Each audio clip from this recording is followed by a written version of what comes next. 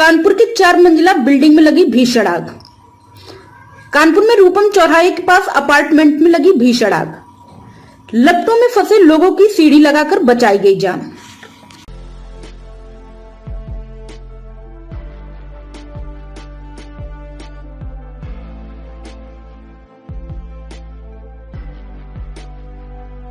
कानपुर के चमनगंज इलाके में सोमवार रात को एक 4 मंजिला इमारत में भीषण आग लग गई।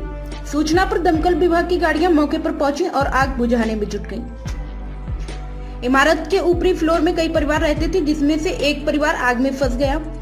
परिवार के आग में फंसने का पता चलने पर इलाके में हड़कंप मच गया। पुलिस के आला अधिकारी भी मौके पर पहुंचे और कड़ी मशक्कत के बाद परिवार को सुरक्षित बाहर निकाला गया।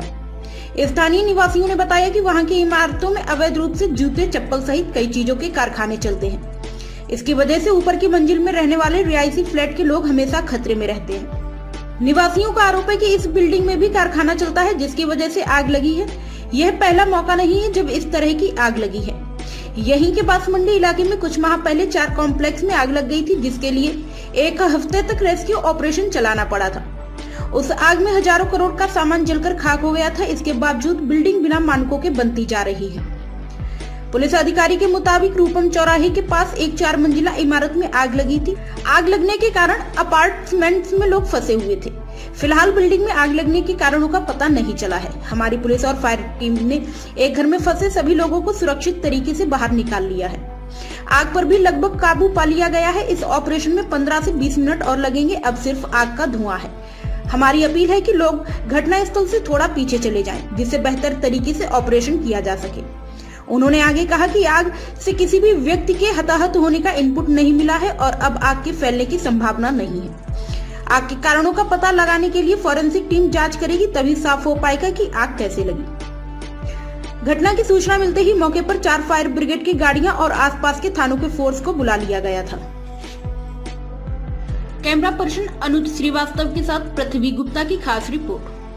के माध्यम से हमें सूचना प्राप्त हुई कि चमनगंज क्षेत्र में किसी मकान में, जिसमें बेसमेंट है और G+3-4 का वो बिल्डिंग है, उसमें आग लगी हुई है और काफ़ी मात्रा में, बड़ी मात्रा में लोग फंसे हुए हैं। तो इस घटना की संवेदनशीलता को देखते तुरंत हमारा लाठूसोट फायर स्टेशन और कर्नलगंज और मीरपुर की गाड़ियों को तत्काल मौके के लिए भेजा गया और हम भी मौके के लिए निकल गए। और फजलगंज का जो वाटर बाउजर है, मतलब जितने भी संसाधन हो सकते थे ग्रेविटी को देखते हमने साइट पे मोबिलाइज किए। लगभग कितनी गाड़ियों को पहुंची थी? घटना पे 10 से 12 गाड़ियां हमारी मौजूद थीं और ऑन द वे भी थी, लेकिन जब घटना पूरी रिस्टोर हो गई, पूरा नॉर्मलाइज हो गई, तो हमने उनको होल्ड कर दिया। लेकिन इसमें सबसे बड़ा जो टास्क था, सबसे बड़ा जो चैलेंज था, लोगों की जान बचाना, क्योंकि फायर की इंटेंसिटी इतनी ज़्यादा नहीं थी, लेकिन जो फायर से उत्पन्न धुआं था उसकी स्थिति बहुत ज़्यादा थी।